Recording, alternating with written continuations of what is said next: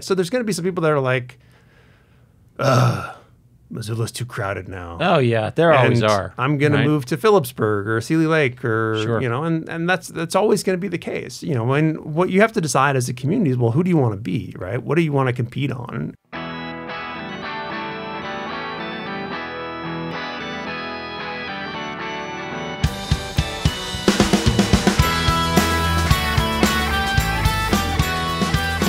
This is A New Angle, and I'm your host, Justin Angle. This show is supported by First Security Bank, Blackfoot Communications, and the University of Montana College of Business. Hey folks, welcome back. Can you believe it? I'm actually here with Bryce Ward in person, in Studio 49, fully vaccinated. Here we go. Bryce, how are you feeling today? Well, I mean, we're here in person. Like, this is great. Like, I don't think I've been in a room with you since June. It has been a long time. We dipped our toe back into in-person last June, and it was quite premature, actually. It was short-lived. Although at the time we didn't have cases here, so it was, it was a different form of feeling. Oh, yeah, I guess this is kind of okay. But now it's like, yeah. I think it was like right in that lull before the Memorial Day effect. Yeah, it was, yeah. We were still kind of legit no cases. And what a quaint time when we thought nice. COVID was going to be easy. Oh, yeah. Yeah. Well, I guess everywhere else, this is great. But yeah, then it all went downhill, and it's been a long, dark winter. But spring is coming. The grass is turning green. I saw some wildflowers outside today, and, the best time in Missoula is coming, and now I'll actually be able to go out and enjoy it. Indeed, it's happening. So for the past couple editions of this Incentives and Instincts series, we brought in some expert guests. Today, we're going to turn our attention to a topic on which you, Bryce, are our resident expert, and that is housing in Montana. There's a lot happening with housing and lots of hot takes to go around on the topic. Bryce is going to help us separate signal from noise in order to understand what's actually going on. So, Bryce, you sort of gave me a really useful framework for thinking about housing. I mean, to kick us off, like, what's happening with housing prices in Montana and in Western Montana in particular? Well, housing prices everywhere, not just Western Montana. I mean, everywhere has seen enormous surges over the past year. And I can remember giving talks early in COVID. I actually gave a talk to, I think it was some realtors group, like in March. Mm-hmm. And I was like, I don't know, guys, like, big recession's going to hit. I don't know what that's going to do to housing. And they were like, well, it seems okay so far. And they were right, and my concerns were clearly not warranted. We have gone through just an explosion in terms of housing prices, right? So, different industries measure different stuff, but, Montana statewide in 2020 was up 15.5%. And those are year over, so the way that it's called the FHFA Housing Price Index. And what they do, so the Federal Housing Finance Agency, they get lots of mortgages. Mm-hmm. So they get to see what the same house sells for or appraises for if you're getting a refi over time. So they're basically, instead of just looking at what the median sales price is, which can get screwed up by composition of what houses are actually being listed or sold, they're just like, look, here's the same house that's being sold over time. And so they can look at that over time and tell us, oh, well, that's what that's the actual rise in the tide. Sure, same house compared to the same house over time. Actual transactions. Actual transactions, actual sales prices. And so that 15.5, that's purchases in Montana. That's the second highest in the country. Idaho was faster at 21%, something insane like that. Yeah. But everywhere, the national median or national average was 10.5. Jeez. Right? So that tells us that there's something nationally happening that's driving at least 2/3 of what we saw in Montana. But Montana is different for at least that extra third, that extra 5%. And so, it's worth kind of unpacking both. These are the national forces, the kind of full COVID forces that are applying everywhere. And then what specific is, what's unique about Montana that's driving that extra piece. Well, let's take the national piece first, like broadly. I mean, 10% is a big number for housing. It actually trails some of the capital markets. The capital markets and other asset classes have had expansive growth in the past 12 months as well. How do you kind of think about housing relative to other asset classes at the moment? Okay, so if you look, there's interesting paper came out, I don't know, a year or so ago, which looked at 100 years of returns to different assets across the entire globe. Okay. And what they actually find is that housing and the stock market actually rise pretty much together. I mean, they don't always go together. They're not correlated in terms of Sure. each quarter they're rising the same amount. But if you look across the span of 100 years, the rate of return is 9% for both. So about the same performance level. Yeah. Over at least the 20th century, they kind of grew the same. And then, obviously, housing, you have to measure both, not just the appreciation in house price, but also like the imputed rent that you might get from, you imagine renting your house out, all that kind of stuff. But so it's a combination of those things. But so that's, usually you think of them as, they kind of go together. But, obviously they're driven by slightly different forces. And so housing, the demand nationally it's a function of two things. So first is just interest rates. When you lose a whole percentage point off of mortgage rates, people can afford to buy a whole lot more house, right? In fact, if you just said, okay, well, let's say I wanted to buy the median house in Montana in 2019. I think if I remember correctly, if you wanted to buy that house at the interest rates that were prevalent in 2019, the end of 2019, your principal and interest, so setting aside insurance and property taxes and all that. The other stuff that's in your mortgage payment. But like you just said, well, what am I paying the bank? I think it was like about $1,450 to buy the median house. So if I wanted to keep my mortgage payment the same at the interest rates that were prevalent at the end of 2020, so just keep paying $1,450 in principal and interest, I could afford a house that was 15% more. Wow. That's how much a percentage point of interest matters. And in fact, when we look at housing in Montana over the long haul, right, going back to 1990, right? If you just look at the rise in housing prices, people are like, man, they're just, housing prices in 1990. So the median house in 1990, it cost about $116,000. Okay. Okay. The median home in 2019, before the 15% increase, was $312,000. Wow. Right. So there's a huge increase, right? But a huge amount of that increase is just interest rates, right? Because interest rates in 1990 were 10%, 12%. I don't remember exactly. Right. But so if you just said, look, what's the median household as a share of their income, if they're just making that principal and interest payment, they're actually paying less today than they paid in 1990 in terms of their, assuming a 30-year fixed rate 80-20 mortgage, right? So now their down payment, if they're making 20%, that's huge, right? So it's weird to think about what's actually driving the increase, in terms of the lack of affordability. It's really easy to say, well, the ratio of median house price to median income has skyrocketed. Right. And it really is, if you just look at that measure of affordability, Montana's the same as big cities, right? It's Missoula and Bozeman are no different than King County. So income is low, housing prices are high relative to that income. But if you're saying, well, what am I paying in terms of my mortgage? You're actually, your mortgage payment, that principal and interest piece, again, setting aside the property tax component, for the median house, it's the same share of income as it used to be. So I'm trying to kind of get my head around this, and I might not be even asking the question in the right way, but if you can attribute a large share of that increase in housing prices to this interest rate effect, is it real? Or is it sort of like a bubble effect? Like if these assets actually appreciated in value, or are we just kind of playing with funny money and all playing the same game at the same time? Depends on how much interest rates move. Right. So if you had a real big spike in interest rates, then you'd see a real big decline in asset values, right? And that's the stock market as well, right? This is the concern about people are constantly raising about stock market values, is because the value of a business is just the stream of profits divided by a discount rate, which is fundamentally a function of the interest rate. So these things all move together. This is why people care about when the Fed moves interest rates, right? Now, typically we don't think of it, we've gotten used to this low interest rate and not a huge amount of movement. But, the risk of, substantial increase in inflation means that you're going to see a substantial change in interest rates, and that would then ripple through all of these markets. So, it's on the Fed and the rest of policymakers to kind of make sure that, it's fine for interest rates to rise as long as they rise kind of slowly.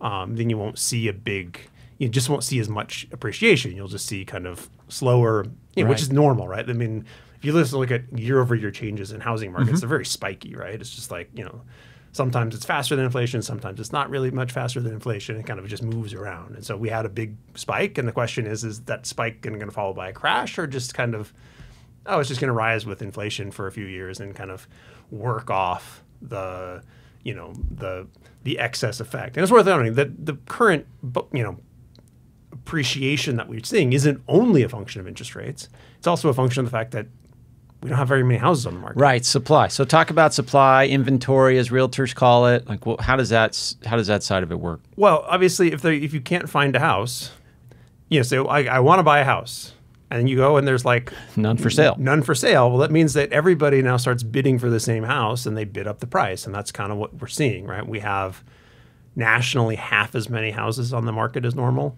And in a lot of markets, it's less than that. And is that all attributable to COVID? Like, why is it? Do we have like a building shortage, or like what's happening there?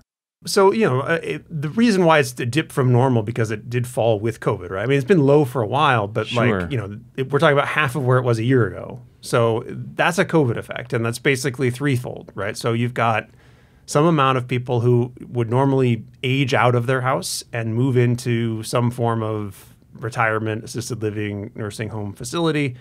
Well, I can imagine that there's been a little bit less of that, given that COVID and nursing homes, they don't mix so well. They were not real great together, or they mix particularly well, depending on your perspective. If you're the virus, if you're the virus, thinks it's great.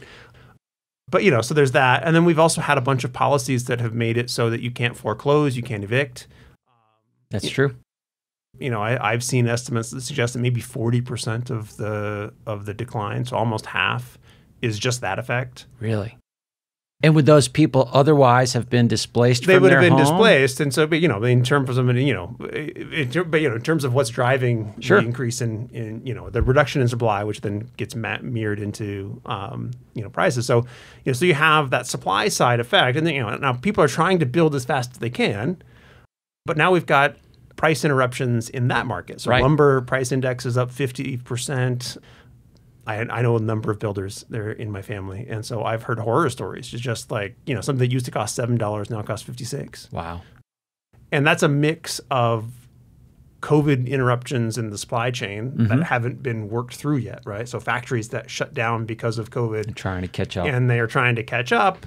And so they're just kind of, but there also is there is a true demand surge, because now you've got both.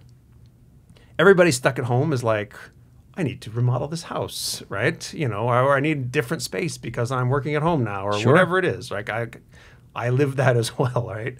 Although I'm rethinking certain projects now that I'm like, I don't need to do this right now. Why am I paying 50% more for things? Yeah, exactly.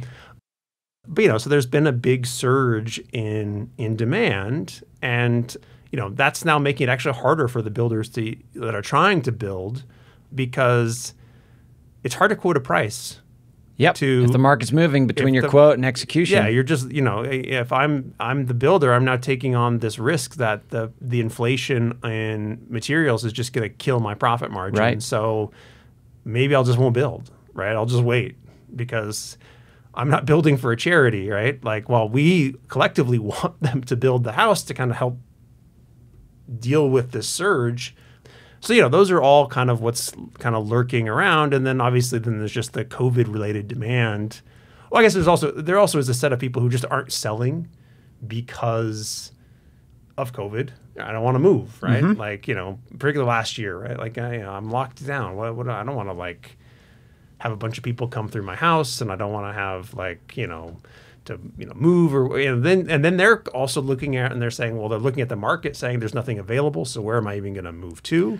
And so we're kind of in a bad cycle. Yeah, let's talk about that moving dimension there, because some people, yes, they're like moving during COVID is sort of a pain. I can't look at houses, I can't get around, can't move. It's just like harder to do. Yeah, one of the popular narratives is that people are moving en masse from cities to places like Montana. So, what is exactly happening there? What do we know about people's moving habits or what's happening with the mobility right now? It's hard. Yeah. There's a lot of people trying to squint at not very good data that isn't well designed for this, right? So there's some people who have looked at cell phones. Sure. Right? Okay. And it's like, well, you used to kind of spend all your time here, and now you're spending all your time here. And so we're inferring that you moved from that. Mm-hmm. There's people who've been looking at address changes filed with the Postal Service. But, all of these data sets have some limitations in terms of, actually tracking migrants. Sure. So we have to kind of wait for both the census we don't know and yet. the IRS to kind of tell us they're the better sources. Well, we know, obviously, because we've seen enough in housing markets to know that there is a real effect of people leaving central cities and moving to exurbs and high amenity communities further afield. That's certainly true. How much is it? How big is it? How much of a change is it from what we're normally seeing? Still, I don't feel comfortable with that. Now, obviously, anecdotally, I have new neighbors that are from not here. Yep. So, I certainly can say, yeah, I've seen the evidence that that's true. And certainly, obviously, realtors are, we've seen lots of stories in the Washington Post or whatever it is where they're interviewing Montana real estate agents about the boom of people coming here. So, there's certainly, you don't get a 15.5% increase in year-over-year housing price increase from just people moving in town based on low interest rates and lack of supply. There's definitely something happening that's people moving from elsewhere. So that certainly is a piece of this story. The question is how long, is this a temporary blip? Is this a one-time thing? Is this, or is this the trickle before a flood? And so when we think about affordability, I mean, relative to other places, there's been this nationwide rise. Montana has risen at a faster rate. So is Montana affordable? How do we even define affordable? So housing economists, we have three different definitions, and all of them have their trade-offs. So there's not one, right? So first you say, well, look, relative to someplace else, is Montana cheap? Right. And obviously, to the extent that the big central cities have seen price or slower price appreciation, because they still have the interest rate effects as well. But, if Montana surges, then some of that affordability gap goes away. We were already more expensive than a lot of places. We used, at least before this surge, and we haven't seen the full data for 2020 yet, so I don't know exactly where we're going to end up. But we used to be kind of, we're certainly cheaper than coastal big cities, but most places in Montana were more expensive than other smaller places or the South, at least in terms of buying a house. Rent are actually different, right? Yeah. So rent has always been it's always been weird to me, right? So if you look at these high amenity places in the West, Mountain West, Pacific Northwest, they have high home values relative to rents. Whereas you go to the South, where home values are low, rents actually are higher.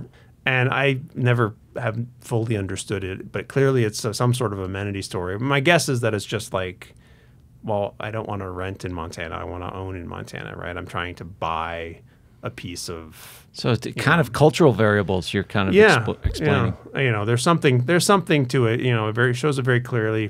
People who see me present on this, I show them a little map, which is the ratio of value to rent. And there's all these dark blue places that are basically it's the Rocky Mountains and the Cascades. And then you go down into Florida and Georgia and it's just reversed. So certainly, so there's just look, if I'm just looking around and saying, well, I can live wherever I want, what's cheaper, right? So that's one set of people who they just care about the relative price. And then obviously, what are you getting for that? The amenities that come along with it. And these are our footloose people, and that's certainly part of, and I guess that's part of why I think Montana has a very high share of people who don't earn their living here. Yes. We have Gallatin County, Missoula County, Flathead County, all are in the top 10% of counties in terms of the share of income that's not from wages. And Montana's like, I think, third in terms of states. Okay, so let's explain that a little bit. So when you say income not from wages, meaning investment income or their rent a property elsewhere, like what could it be? You're a small business owner. Like how do we? So yeah, that's part of it. So it's always imperfect, right? So we have one from the IRS that's based on what you file in terms of AGI, and then one from the Bureau of Economic Analysis in terms of personal income. One includes capital gains, which the IRS income, and the other is just dividends, interest, and rent. Okay. We're deep in the weeds here, man. Yeah, but basically the point is that, the easy way to think about it is some people make their money from working, right? I am a wage laborer, right? I go to work and somebody gives me a paycheck, right?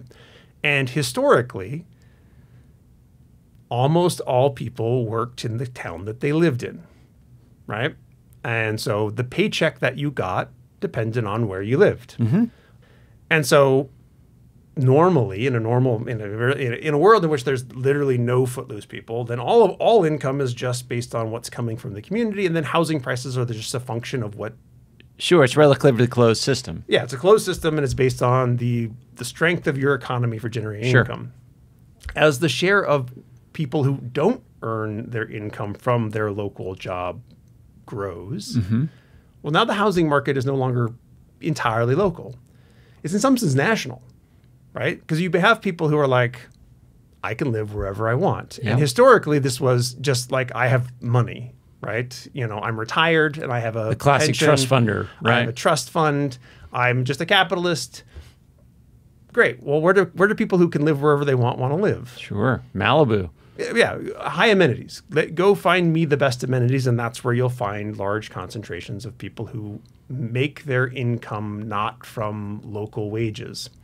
And so because Montana has a high share of that, that means that that drives that housing price effect, right? Because it's like, well, now instead of just having the people who are living and working in Montana trying to buy their house in Montana, you've got a bunch of people who can live wherever they want, and they're competing for the same houses in the same places, right? Now we add to that, and it used to be a small share of workers who can work wherever they want, right? And that's kind of what COVID has maybe possibly changed. Sure, and we'll come to that in a moment. Is that, that share of people is now growing as well. But so you have this kind of, when we kind of normally think about a housing market, you're like, oh, these things all go together, right? There's the labor market, there's the housing market, and then there's just kind of those people are kind of cycling through. And then as wages go up in an area, it becomes more attractive, and that will drive housing prices. That's this kind of standard, simple story. But it's not so simple. It's not so simple when you have a large share of people who can live wherever they want.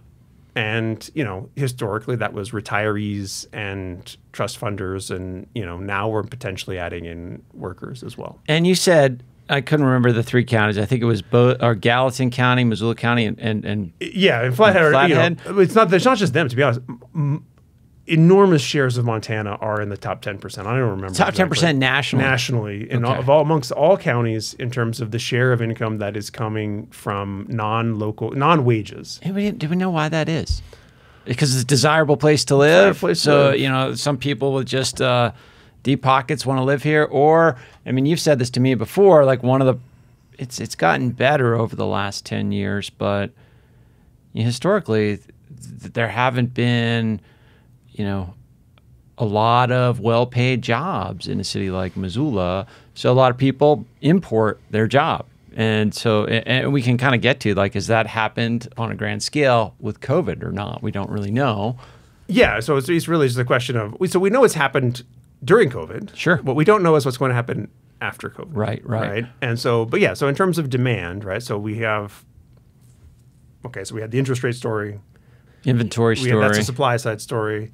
Then we have, where do people want to live? Yep. Right? And historically, most of your local housing market was a function of your local job market. And Montana, over particularly the past 25 years, has just seen more and more of its housing market be claimed by people who are not tied to the local job market. So even pre-COVID, Montana was in the top 5 in terms of share of people who worked from home. Right? Okay. We had, I want to say 8% work from home, meaning they don't go to an office, right? They're dislocated from their employer. No, we have very poor data on work from home. Okay. But like the best measure we had was a census question on the American Community Survey, which was, where did you work last week? Okay. Right? And so people who said, I worked last week from home, right? Now, obviously, lots of people who work from home spend part of their time on the road or in an office or wherever. So we're missing some of that. But when we look at that data, right, it was basically, it's Montana, Oregon, Colorado. These are the places that lead the nation or led the nation pre-COVID work from home. Mm-hmm. So we already had more of that. We also have a higher share of second homes. So to the extent that, somebody who lives in Montana has to compete for the same house with somebody who summers in Montana or winters in Montana or does whatever.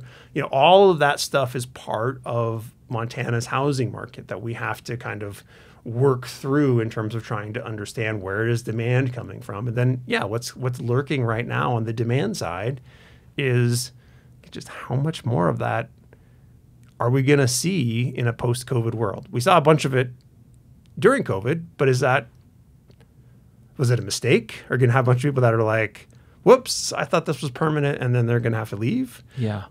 Is this, did we just see the set of people who are kind of already at the margin and kind of they're going to be able to do it long term?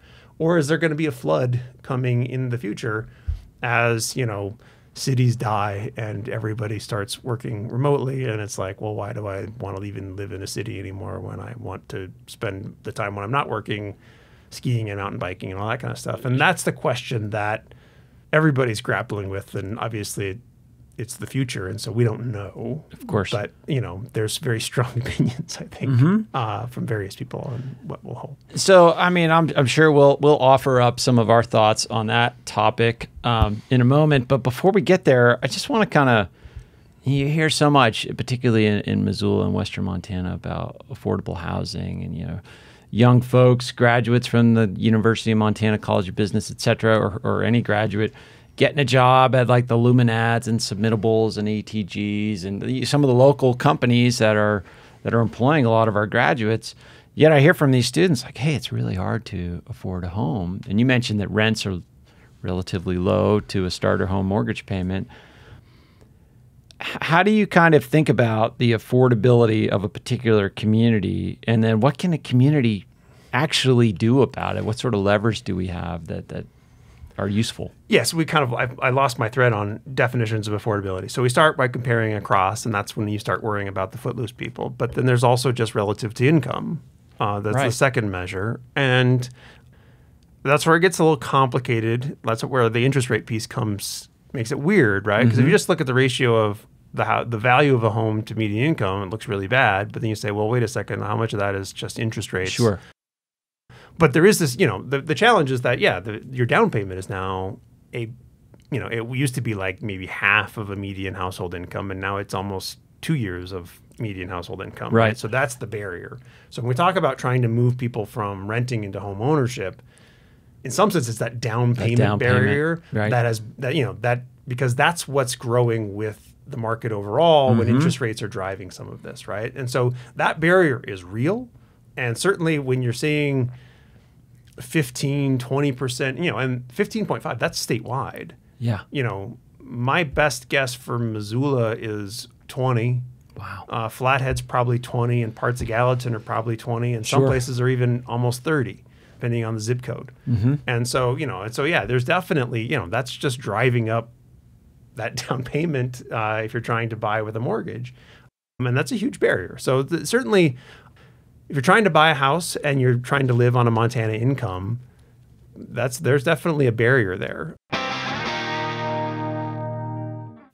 A New Angle is supported by First Security Bank, Blackfoot Communications, and UM's College of Business.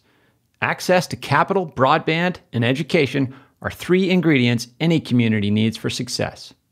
This is University of Montana President Seth Bodner, and you're listening to A New Angle.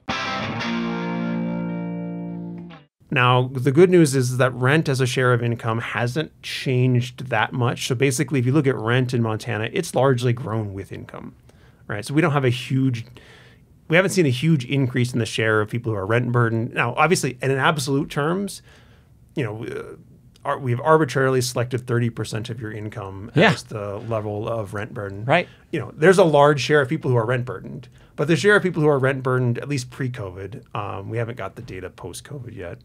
In Montana was actually slightly less than national average and definitely less than other parts of the West. Right. That makes sense given our rents are lower.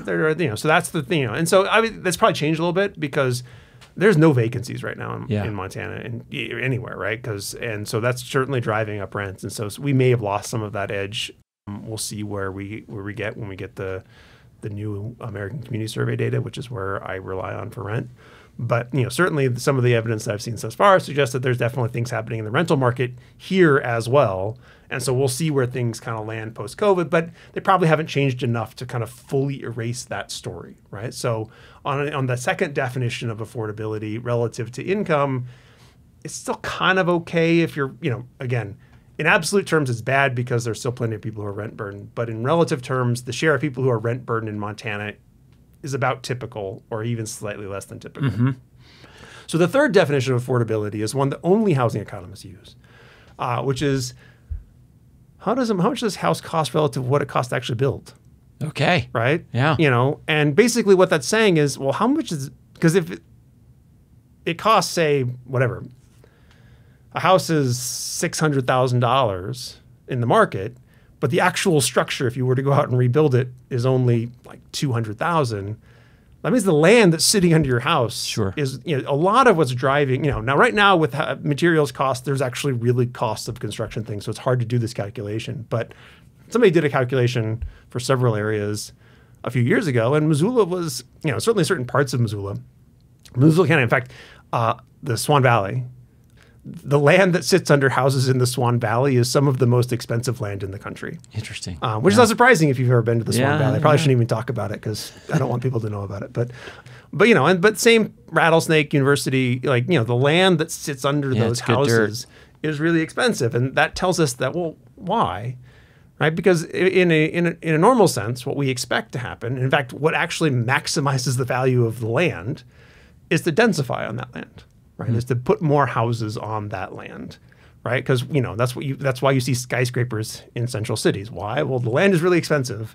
So what do I want to do? I want to use every square inch of that land as extract much as I can. Much rent from that. And so I build a big giant tower on it. And so your next question was, well, what do you do?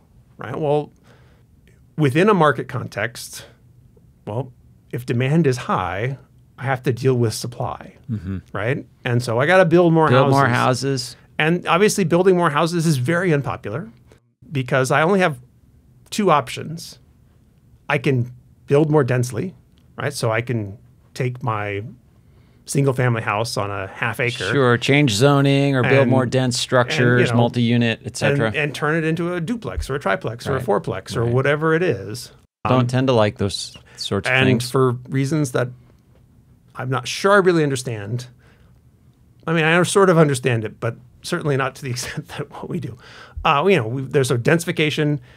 The standard phrase is, well, you lose the neighborhood character. The neighborhood changes from what it was in my mind and what I want it to always be. So if I don't densify, I can sprawl. That's my other option, right? Is I just kind of move further and further outside and go gobble up some empty land. Now that's harder in certain parts of Montana, right? Missoula is a valley. I can only sprawl so far. Right. And before, I can sprawl down the Bitterroot, but like I'm going down one highway and the commute is going to go up really long. And, it's already a disaster trying to drive out the Bitterroot at 5 o'clock as it is. Now Bozeman's different. Bozeman's only hemmed in on one side by mountains, right? It can sprawl to Three Forks, right? It's got, 30, and it pretty much is. It's got 30, 40 miles of basically just flat land to kind of keep gobbling up. But that's what you see in large parts of the South, right? Is they just kind of keep going out as opposed to going up. But of course, sprawl isn't always desirable, particularly in places where people value the wilderness and your whole fire. You start creating other risks, environmental risks, fire risks, all sorts of other things. So if you don't densify, you don't sprawl, then the only other option is to let prices rise and tell people to go away.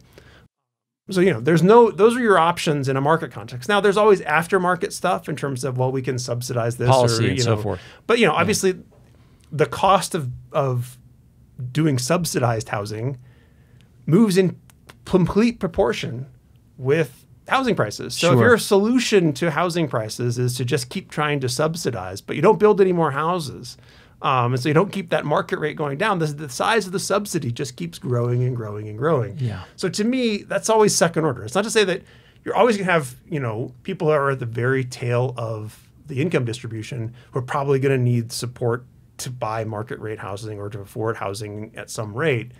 But we want to keep that share small by providing market rate housing to as many people as we can, which means that, you have to choose amongst those three choices, which is, look, all of them are undesirable.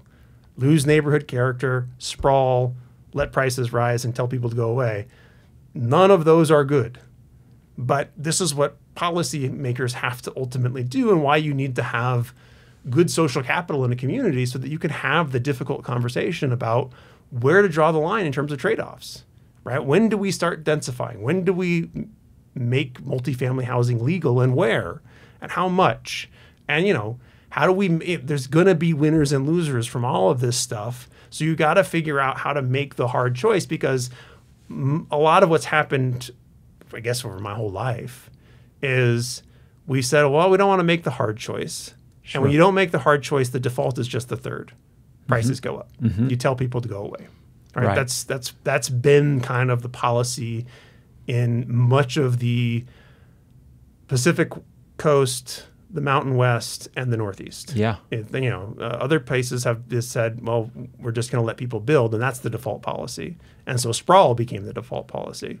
Very few places have done what I think makes the most sense, which is just densification.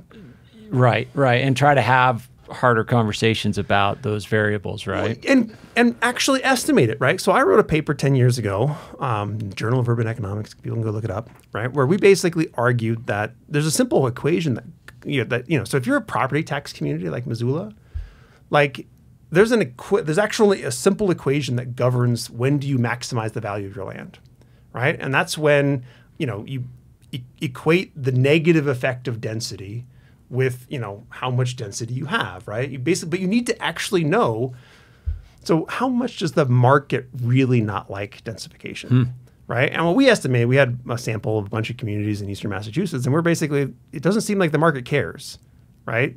So that's why I say I don't think... When you say the market cares, meaning like I'm against density because I think it will decrease my home value, like it'll ruin my real estate value. And it won't, well, I don't think it will. Sure. And we're going to learn a lot because Minneapolis legalized duplexes, triplexes, and fourplexes in all places where they do single family. Oregon has done something similar, and they're still implementing, so it hasn't... We haven't got to the post yet. Yeah. But we're going to learn a lot, Sure. right? We're going to learn a lot about how much does, and I think part of the problem I think people have with density is they don't understand the time scale along which it happens, right? They think, if I allow multifamily housing, people are just going to start bulldozing my neighbors' houses and put up things. And usually you got to wait till the house becomes something that you want to tear down anyway. Right. And then you put in the duplex or triplex or whatever it is. And so, the rate at which that happens, I think, is a lot slower than what people imagine. And so the change in your neighborhood character, if you come back 50 years from now, it's going to look different. But it's a 50-year or it's a decade long. It's decades long to get to the change in the character. And at that pace, you keep up with it, right? It's like, they built some more houses, and there's some more people here. And you're going to complain. Look, people are going to complain. It's not, there's going to be more traffic on the road. There's going to be more people at the trail. Oh, yeah. But, that stuff has already been happening. Like, we've seen enormous growth in all parts of Montana, or most parts of Montana, certainly in Missoula and Bozeman and all that kind of stuff. And, there's a rate at which you can grow where, you're going to notice, but it's not going to be... For the vast majority of people, it is still within the toleration bounds, right? So there's going to be some people that are like, Missoula's too crowded now. Oh yeah, there always And are. I'm going right? to move to Phillipsburg or Sealy Lake or, Sure. and that's always going to be the case. And what you have to decide as a community is, well, who do you want to be, right? What do you want to compete on? And, some places have to compete on, we want to grow. And if you want to grow, then you got to keep housing prices in a range where people want to live here. And, that requires figuring out how to actually build houses. Right. So there's a lot there, Bryce, but I mean, my head's spinning a little bit. It's fun to get you like right in your wheelhouse, and I appreciate it. But as we kind of close, I want to turn our attention to where we think the dust settles on some of this stuff. Like what happens post-COVID. There's a lot of hot takes about like, oh yeah, Montana's been ruined by all these Zoom workers that are moved in or taken over. You're a little bit skeptical on the durability of this remote working effect if one exists. How are you thinking about it? Yeah, so it's really easy to make work from home work when everybody's working from home. Exactly. And there's a literal like policies that you're not allowed to go into the office. It's really easy. Like it's not easy, but it's certainly easier. Right. To maintain that as an equilibrium and kind of be like, well, this is my only option. We're going to make this work and we're going to do everything we can to make this work and all that kind of stuff. Now, I actually have concerns, even if you were forced into this for long term, you would eventually start seeing losses. In productivity? Yeah, just because, look, it's easy to ignore the social capital and trust and all that kind of stuff that, we've been living on for the last year. Mm-hmm. Without real interventions, like purposeful interventions that I know of nobody who has done, social capital depreciates. Yeah. And it's easy to, I'm certainly feeling my social capital depreciate with people that I'm only interacting with. It's coming back in this session, Bryce. That's right. We're doing no, it. but It's like, good practice. But certainly there's people that I work with that are only on Zoom that I used to see face to face. Yeah. And, they're kind of in the back of my mind and there's all sorts of other things that are kind of happening. And, it's hard to build relationships and trust without shared experience. Mm-hmm. And maybe some people are better at doing purposeful Zooms that create shared experience that allow us to keep that going. But my guess is that most people are just lazy and they're just using Zoom to do the meeting that they need to do and move on. Yeah, and nobody wants more Zoom right now. Yeah. And so, so I don't think even if we were forced into this, we would start seeing a lot more people be like, this doesn't work, right? Yep. But that's in a world in which everybody's forced to do it. Sure. Now we're going to say, well, look, there's some people you don't have to do it anymore. You can go back to the office. And my suspicion is that once people go back to the office, it's really hard to, within the same organization, have some people at home and some people in the office. Mm-hmm. And that the people in the office, particularly if the boss is in the office, right, are going to find significant advantages in terms of promotion opportunities or just all the other stuff that comes from serendipitous face-to-face contact. That, it's easy to forget if you don't care about it or if you haven't been dealing with it. But like a lot of opportunities for advancement come from random conversations with people that you bump into either in the office or on the street outside the office and all that kind of stuff. And people who try and, there's certain people who will be able to kind of do this more long term, right? They're not trying to advance. They have a certain, so my guess, my prediction for the future is that you're going to see separation, right? So there's going to be a set of workers who, they are output oriented. They don't need to be monitored. Yep. They can learn on their own. They're basically all the people who've already were working at home, there's just going to be a larger set of them because they're going to be able to say, oh, look, I already did it. You know me, I know you. So great, go live wherever you want, right? But if you're somebody who's trying to climb a ladder, so you're young and starting out, you're trying to advance, your output is hard to observe. So I need to actually monitor your inputs. The boss has got to be actually looking at you and saying, oh, what are you doing? It's going to be a lot harder for those people to survive in a fully virtual environment. And so you're going to see a lot of pressure for them to come back. Now, the question is how much power do the workers have to kind of push this away? But my guess is what you're going to end up with is you'll have a set of companies that are largely in the office. I mean, I think you're always going to be you're going to be allowed a little bit more flexibility after this, right? Particularly if I already know and trust you. Like, fine, you want to work at home 1 day a week, great. Like, 1 day a week isn't going to kill the, functioning of relationship building and all that kind of stuff. But like, a lot of firms are going to have to think really hard about how much face-to-face interaction is in fact necessary. And if we're going to allow it to not occur just kind of by forcing everybody together 5 days a week, you're going to have to be very purposeful about it, and I don't know how many companies are going to invest in the time and energy into saying, okay, well, we need to now have we need to have these types of structured interactions and to make sure that we're getting people to the comfort level. Ultimately, as you know, because I taught your class last week, a lot about social relationships is about access to resources. Yeah. Right? It's about getting things without having to pay for them. Right? It's about getting something from somebody else, a favor, piece of information, and all of that stuff. A lot of that's just random, like, you might know I'm not the answer. Yeah, it's serendipity. Bryce, and he's just right over there. I'll just go ask him. Sure. I'm not going to pick up. I wouldn't pick up the phone if he wasn't there. If I walked by his office and he wasn't there, I just wouldn't ask. Right. So there's this whole margin, and again, the question is how valuable, and we're going to learn a lot about that kind of stuff. Yeah. Because you're going to have experiments of companies that try and go entirely online. They're going to say, well, we think we can compete just fine entirely online, people living wherever, and we're going to try and attract a quality workforce who is really into working from home or working from anywhere, and they're going to try and compete that way, and they're going to be competing in the same industry against people that are doing a more traditional model, and we'll see who wins, right? And that'll tell us a whole lot about how important these effects are. But the basic suspicion that drives a lot of me and other urban economists is nothing that I do on Zoom, I didn't do on a conference call in 1997. Sure. Right? I just sent a PowerPoint by email, and then I would say, move to the next slide. So I can remember being a consultant on phone calls, looking at PowerPoints, and I was talking into the air just like I do on Zoom. There maybe weren't cameras, we weren't looking at each other, so that's slightly different.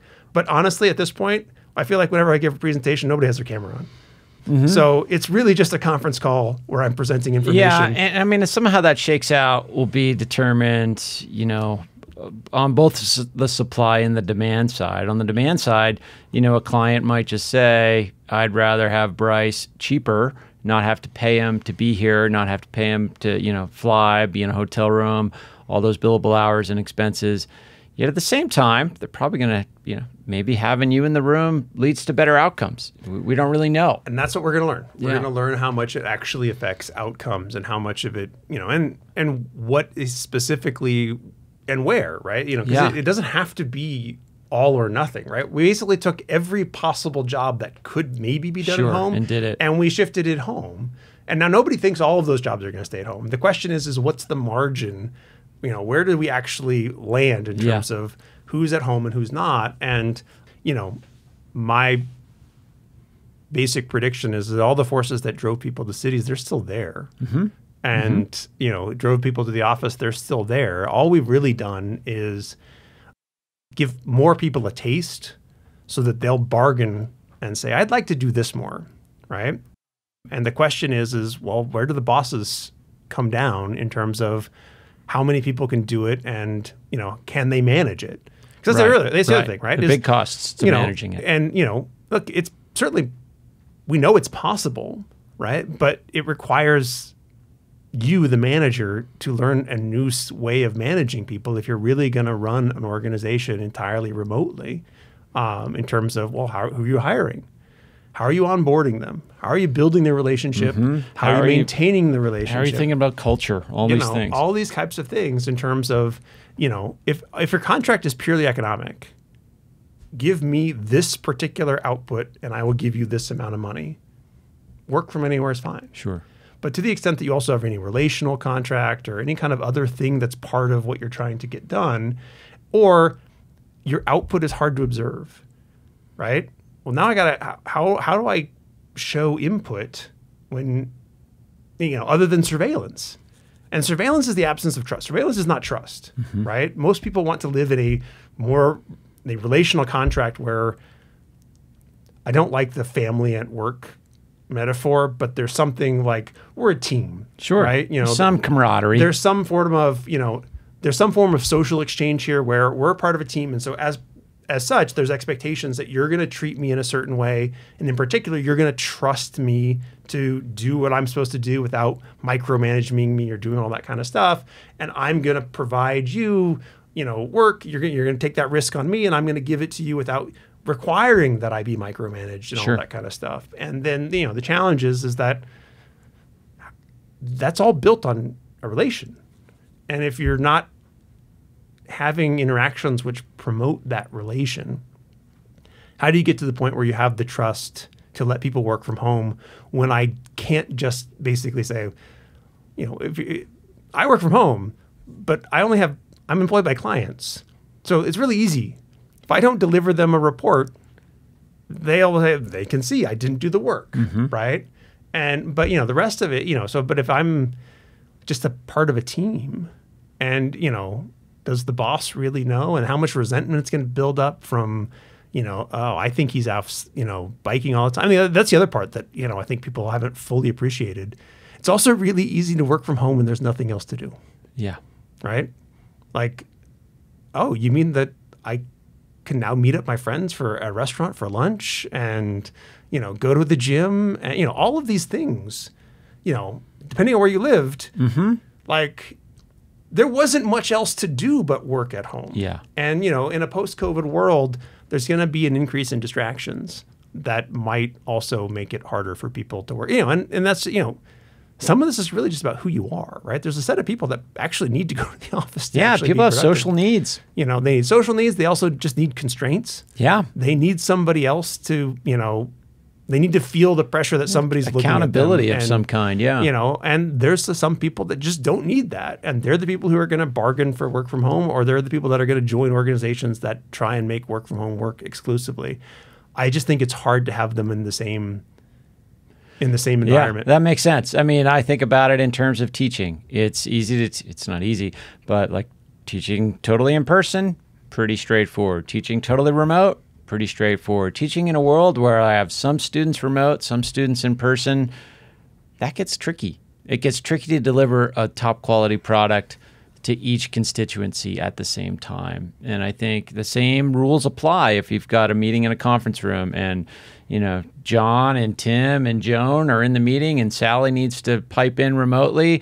Well, that sucks up one of the screens in the conference. It's just like all these constraints. So firms are either going to, I can see, you made this point a few moments ago, like managers are going to either throw their hands up in the air and say it's all this or all that, or they're going to do a deep study. And I think few companies are going to take on that deep study. Yeah, so I mean, I think there'll be enough for your colleagues here and other people in business schools across the country to write all kinds of papers to write, thousands of papers on it, and over that time, then you'll be able to teach the next generation of managers. Okay, well, here's how to do it, and but like in the intermediate term, it's hard. You're gonna have friction about people who don't want to come back after being gone, and there's going to be, you have to manage that. But like, I don't think we're there in terms of having this, the technology. Like, people are like, well, we just didn't know. People weren't familiar with the technology. I do not believe that at all.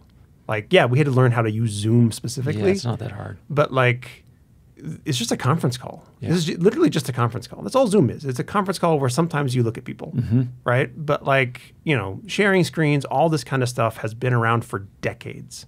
And in the 90s, when I first started thinking about these issues, like, this was the thing, right? This was the beginning of it, right? Yeah. The internet is new, and I can remember there were papers, you can probably go find them on, they call them lone eagles, right? These, tech workers who were buying up mountaintops and random rural places. And this was the new rural development strategy. Sure, lone eagles. I love it. There's going to be people that are, these, and I can remember my dad built houses, and like, I can remember him building a house in the late 90s, selling a guy a lot on top of a mountain, building a big house. He had the big garage. We had monitors all over the place. And, he worked in Silicon Valley and he worked in Southern Oregon, his job was in Silicon Valley, but he lived in Southern Oregon.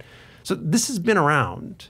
Right. And yeah, I think the margin will increase. We've kind of got more people like, oh, I should do this. Right. So they're going to ask for it.